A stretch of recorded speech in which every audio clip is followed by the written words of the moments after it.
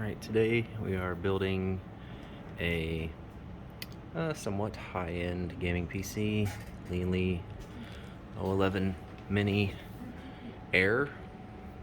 We are using the Ryzen 5 5600, a Gigabyte 2080 Ti gaming OC, the Corsair RM850 power supply.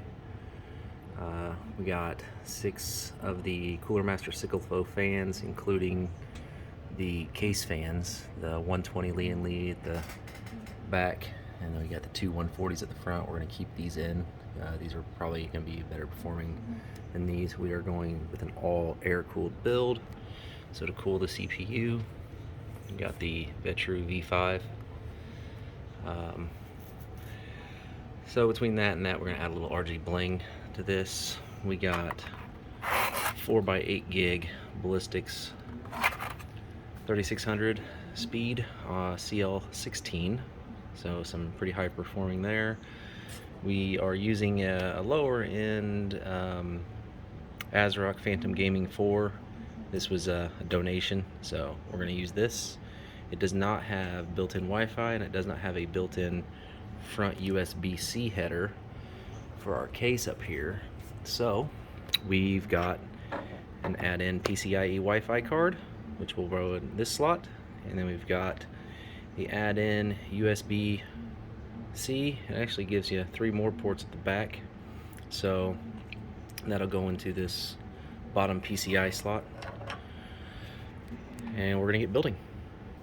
So the first step is you get all your parts out of the box. We got our Ryzen 5 5600, and you see this little arrow that is going to line up. We'll show you in a second where that lines up, but you just lift this bracket, oops, and then you'll take your Ryzen 5 and be very careful not to bend any of those pins. I had a buddy doing a build, bent his pins. He could not get his RAM to register one stick, and it was on a mini ITX, so you only get 2 sticks in those builds. So I'm just gonna pause here. We're gonna get this seated, trying to hold the camera. So, little tip: on your Ryzen CPU, there's a little gold triangle right there. It's only on that corner, and you line that corner up with that triangle arrow, chevron, on your motherboard. Most motherboards will have that alignment point. So the next thing you do is you take your little lever and you crunch it down. Shouldn't crunch, but yeah. So the next thing we're going to do is we're going to install the RAM right here, and that's going to go in these 4 slots. Yeah, we're just trucking right along. Alright, so again, we went with the Crucial Ballistics 3600 mega transfers speed CL16. Timings are 16, 18, 18, 38. That's a really good set of RAM. You'll notice there's this pin here, and there's a little slot right there. If you put it in backwards, it will not line up. You need to make sure when you're putting in your RAM, you are putting it in the correct direction. And also, if you only have 2 sticks of RAM, most motherboards will tell you in the manual of which slots they go in. Typically it's the 1st and 3rd slot. Channel A, A1, A2, B1, B2. So you definitely want to make sure you're checking your motherboard manual for that. But you're going to just slide this in here, line it up very carefully, very patiently. Once you get it lined up, you're gonna hear that crunch, and then it'll snap in. I'm just gonna do all 4 sticks. And that crunching sound is very scary the first time you do it. You're like, oh my gosh, I'm breaking it, but you're not. Making sure you're lining it up. Click, click. 4th stick.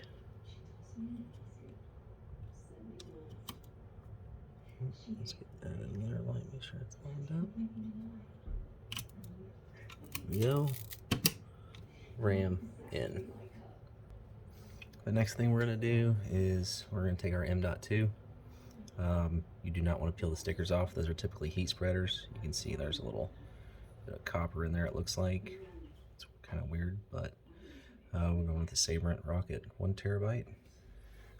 And you want to always go, if you're only doing one stick of NVMe, you always want to go with your probably topmost slot on your motherboard. It is going to be the direct to the CPU. These other ones will probably go through the chipset and then up to the CPU. So the closest one is typically going to be your fastest. So we'll get this installed. Take our screw here.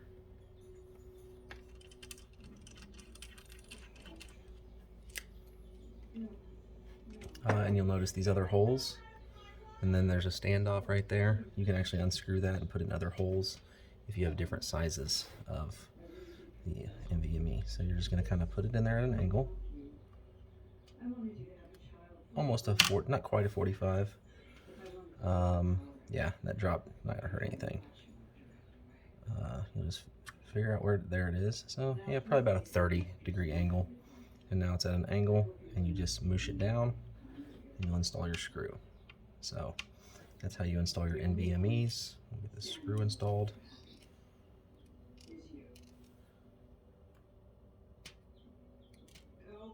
I would strongly suggest investing in magnetic tip screwdriver set.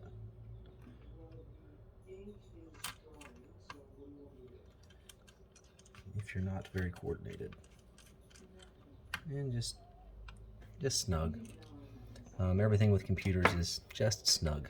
I think use my weak hand and then snug that up. So the next thing we're going to do is apply our cooler. We get that unpackaged. Alright, so for the instructions, it wants us to remove, let's readjust. It wants us to remove the original heat sinks. So we've just unscrewed those. Now we have our 4 posts there. We installed these brackets per the instructions. It comes with Intel and Intel and AMD brackets. So here is our cooler. See that? All coolers come with it. Make sure you peel that off. It just protects the copper layer there. Keeps it from oxidizing, helps keep it from getting scratched. So peel that off, set that aside, right, and then you can install it either way. It's bisymmetric, so, or bisymmetric, it's symmetric. So we're going to now get our Thermal Grizzly Cryonaut Extreme paste. I've really liked it. I've used a couple different pastes. Actually, here. It comes with paste, but you know, I got some EK paste, got the Ardex MX4, but I like to use the Thermal Grizzly. And you're just gonna glob some on and then spread it around. Some people just put some dot methods. There's tons of videos on some different methods, but I'm just gonna pop it on here and then I'll just spread it around myself just to make sure I get a nice even spread and it's goopy. All right, so criticize what you will in the comments on how much paste is on there. I don't care. This is the way I do it, and I run a 5800X that never sees more than like 64C, so any kind of soft plastic will do to spread this around. So actually anything that's not gonna scratch the surface, anything soft. So we're gonna spread this around and we'll get back. All right, we got it spread. Making sure, just double checking. We'll line these up.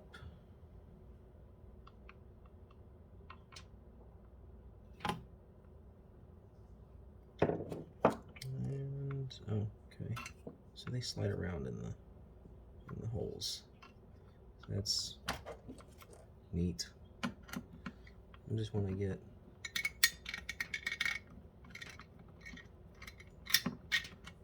started.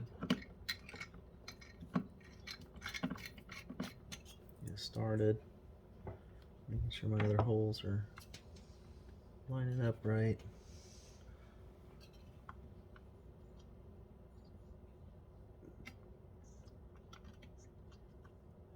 And we'll get this on and we will get right back to you.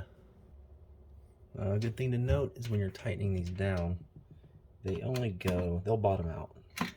Every cooler that I've dealt with, custom water loop, AIO, or air coolers, they will get to a point, they kind of hard bottom out. I'm just snug, that's it. So the next thing we have is placing this baby inside of the case. Actually, no, we're going to install our, yeah, we're going to place this in case. That's what we're doing. I did forget to mention one thing, the fans. The Vetra V5 comes with a fan. We're going to give it another fan. It comes with an extra set of brackets. So, yeah, just follow the instructions on that. You can't mess this up. I will say that you do need to have a little bit of finger strength and watch out for these sharp edges of this cooler. So you get it lined up about where you want it, and you just stretch that boy over.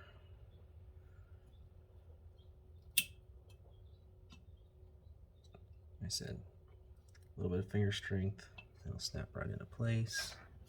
On the other side, a little bit of finger strength, snap it into place. Double check your fins, didn't bend any fins. I want to show you something. Look at that ram clearance. Oh, that's such a perfect fit. Filling it out. So yeah, we used the stock fan that came with it, and then we added a Cooler Master sickle flow. We're doing an exhaust, so it's gonna be pushing air out the back. Hopefully the clearance there isn't interfering. That's also sucking out, so it's gonna be a lot of airflow in this case. We'll be right back. After much finagling, I was able to get this in. It actually drops right in. You just gotta worry about your clearance there. I just grabbed it by the CPU cooler, lowered it down in, but I did have to move that standoff that was right there to where I'd have it underneath there so I could actually bolt this down. Another thing is lining up the IO cover, making sure that that was lined up perfectly, getting that pushed all the way in. So that's in. I'm just gonna put my 7 screws in. 1, 2, 3, 4, 5, 6, and the hard to reach one right down there, 7. So I'm gonna get those screws in. We can tip this baby back up and move on to the next step. All right, here's where we're at. We are ready to start. We're gonna put all the fans in, get all those wires pulled back through these ports and these sides here. Get everything kind of lined up there. Then we'll get our power supply in, kind of get the wiring that we're gonna need for CPU, the whole motherboard, and then we'll start putting in our add-in cards, which is the graphics card and the PCIe to USB card and the PCIe to Wi-Fi card. So we're going to turn this thing around. We'll just get these fans installed. I'll just show you after what it looks like. It's super easy. You do want to keep in mind the flow of your case. So we're going to be coming air bringing in, air coming in, air going out, air going out. We got these fans exhausting that way, and you can tell with every new fan on the market, this grill on the fan, that's the way the air is blowing. So no grill's on the other side in there, air is blowing that way. Grill on this side, air is blowing that way. Grill is on this side, air's air's blowing out. So we're gonna make sure that we have grills up on the bottom. I'm gonna try to cram 3 fans in there. It says it only supports 2. I beg to differ. And we will put we might put 3 fans at the top, 3 fans at the bottom.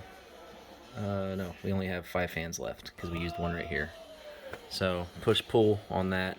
We want to keep that cool. So we'll decide 2 at the bottom or 2 at the top, and then 3 at the other. We'll see what looks good. Now, coming back around, we have all of our front I/O. We're going to hook all that up first because it's all tiny little cords, and before we have the front of the case start to fill out, we're going to get all of this stuff installed first. Then we will do the power supply and fans. So we're going to hook up all the I/O first to where it belongs on the motherboard. We'll probably just poke it out through here, come into the bottom, because that's where most of the ports are on the motherboard. We'll show you that when it's done.